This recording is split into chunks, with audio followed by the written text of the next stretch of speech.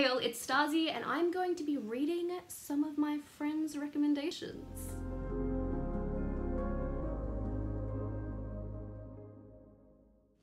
If you spend time on book Twitter, you may have seen that 12 months, 12 recommendations post going around at the start of the year. And I posted that as well.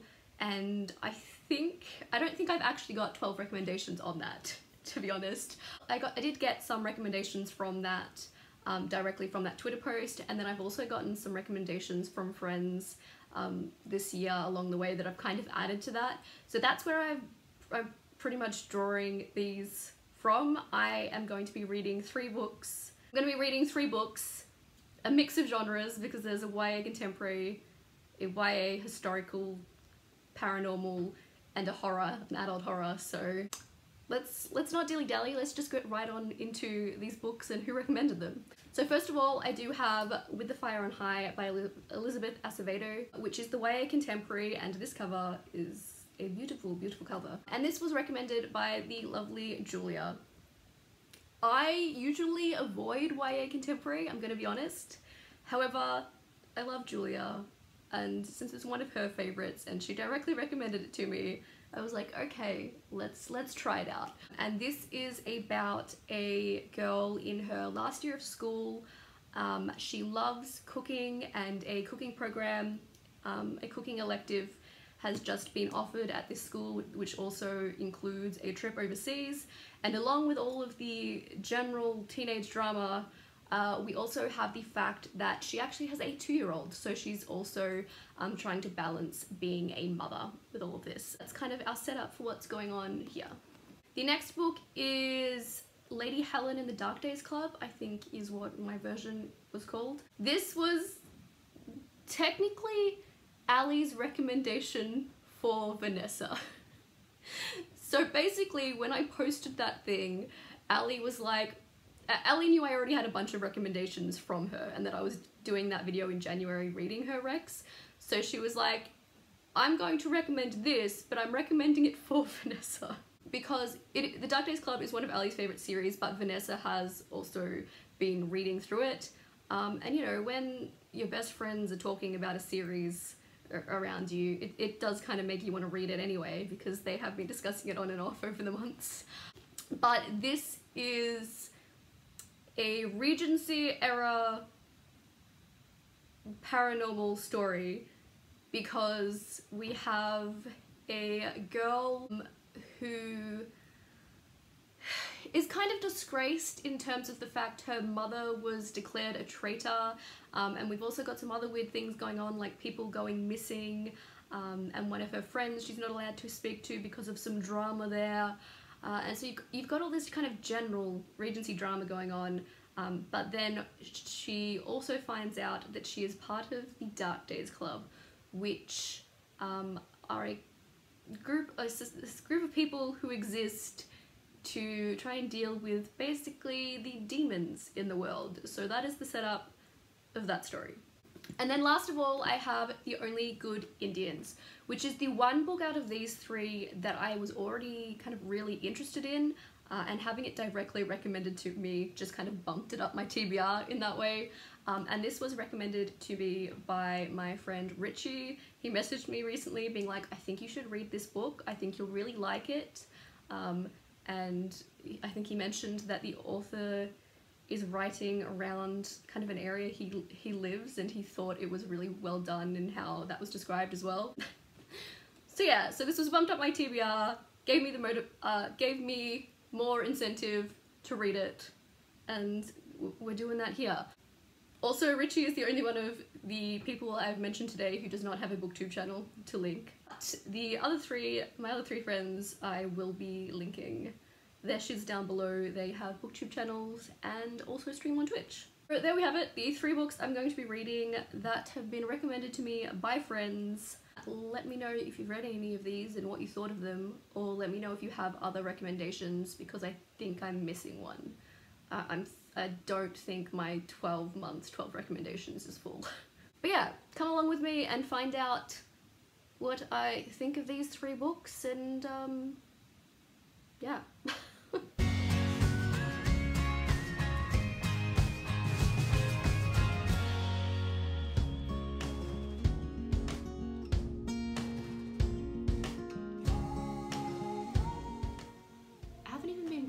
week, and I'm already considering whether I'm over it or not.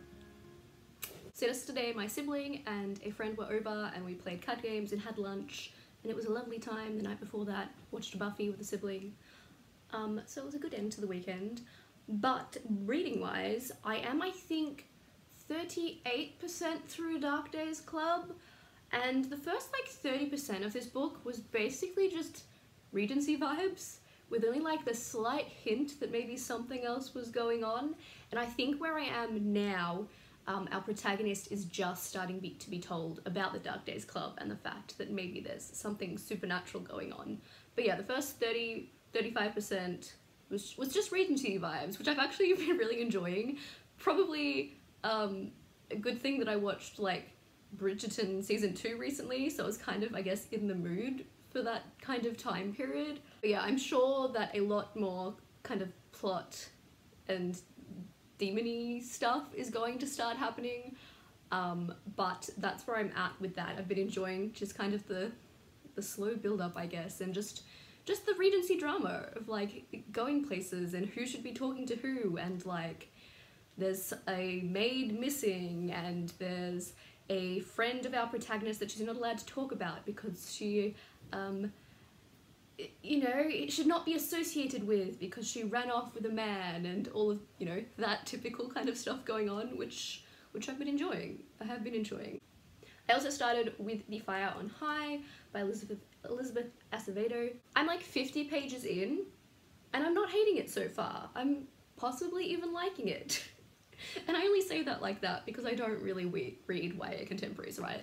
We've got this 17-year-old who has a 2-year-old daughter, and she's also like obsessed with cooking. So far it's, you know, only 50 pages in, kind of just getting to know her and a little bit of her backstory of, you know, why she has her daughter and things like that. And she's also just found out about a new like culinary elective that's going to be running at her school, which also includes a trip to Spain as part of it. And what I will say is this book is making me very hungry so far because there's so much talk of food and it all sounds so good. So maybe that's what this book really has going for me. Like it's well written, and as a bit of a foodie, I'm really enjoying that. So far so good. Hopefully it stays on this high track for, you know, a genre I don't usually read, but one that a friend recommended, so. But yeah, that is that, and tonight is stream night. This is what happens when I'm home alone all day. Siri-inspired makeup just cause, although the black is being completely washed out right now. This is like black eyeshadow, though it does not look like that to you. I did finish some books, so first of all, With the Fire on High, still in awe of this cover. I liked this. I liked this to an extent that it was surprising, considering, you know, contemporary, especially YA contemporary, isn't really my thing, and so I did enjoy it, although because it isn't really my thing, I didn't like fall in love with it. Especially there's things like, you know, when something's set in a school, being someone who works in a school, sometimes I like start overthinking like how things would logistically work and what would be going on behind the scenes, and so it very much takes me out of things sometimes. It's one of the reasons I don't read YA contemporaries. But no, I did enjoy elements of it. You know, there were some interesting characters, some interesting things going on, and the descriptions of food were always making my mouth water. But yeah, it's just that thing of,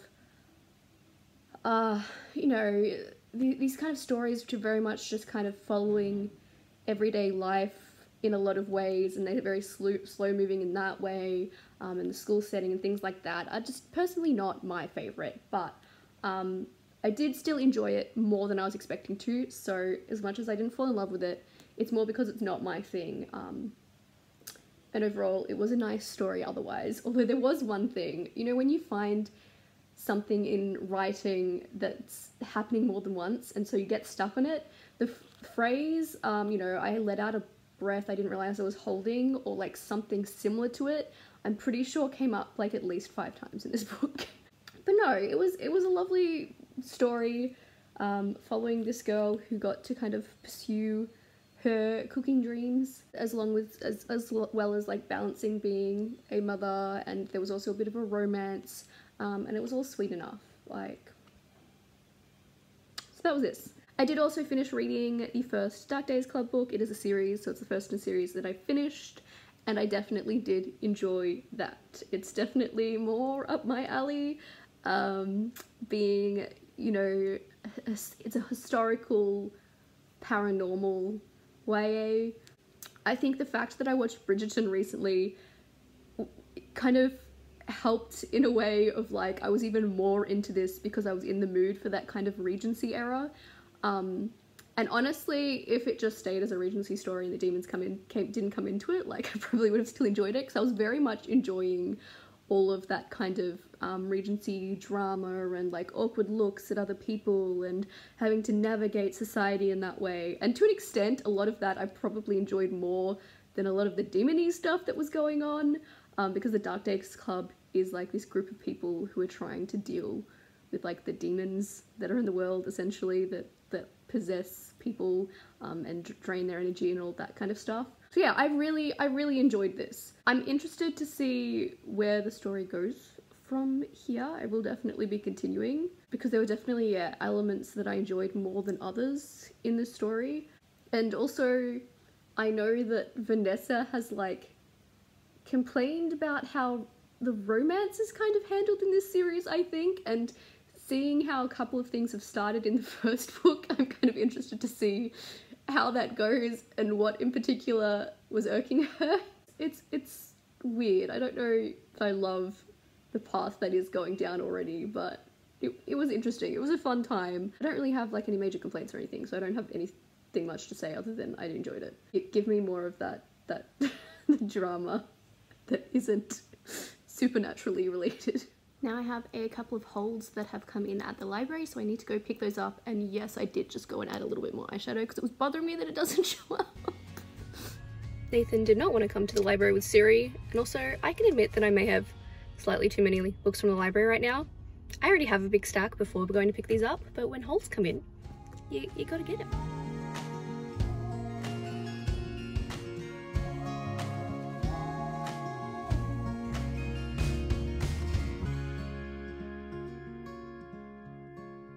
Last of all, I just finished The Only Good Indians.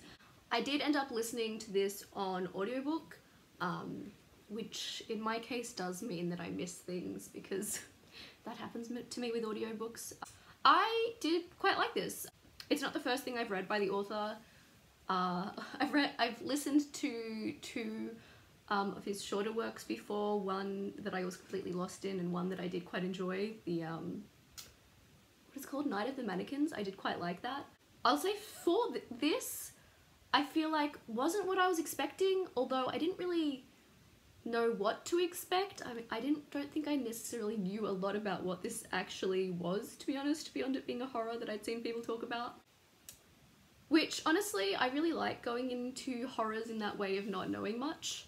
I think it's a genre in particular that I get more out of sometimes, the less I know, as long as it's, you know, something that actually appeals to me. So yeah, I like this author's writing.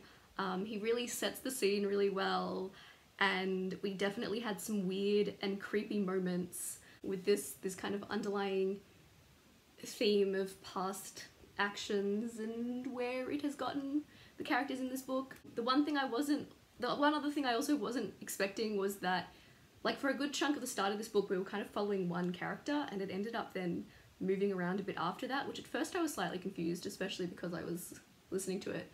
But, like, that wasn't a bad thing. I just wasn't necessarily expecting it, although maybe I should have been with the setup. But yeah, I don't know what I can really say about this. I don't want to go too much into plot, because I do, again, kind of think with some books not knowing too much is a good thing, but I liked the writing. It was weird and creepy. I don't know whether I was ever, like, terrified necessarily, but then I'm not someone who gets scared in horror that often, unless it's video games. Video games are a different story. But it was definitely, yeah, very weird and eerie and bloody, as well as perhaps shedding some light on some different ways of thinking outside of you know, the way I have grown up in a completely different culture and things like that. But yeah, I definitely think this was a good book. Not necessarily maybe quite a favorite for me, just because, I don't know, I didn't quite connect to it in that way, but I rarely do connect to books in that way. And I couldn't necessarily tell you why. It's just like a gut instinct thing that I feel with some books and some I don't. But I definitely really liked this and definitely recommend it. And I really want to read My Heart is a Chainsaw, because knowing a little bit about what that one's about, I feel like I may connect to it even more. So I know I haven't told you much about this book, but if you have any interest at all, like, I recommend it. I don't know what else to tell you. I don't know what else to tell you. But yeah, winning because I enjoyed all 3 books that I read this week. So that's going to be it for this video. So let me know if you have any other recommendations for me, because I think I am missing one. Like, I think I have one empty spot on my 12 recommendations. But otherwise, I will see you next time. TTFN and Starzy out.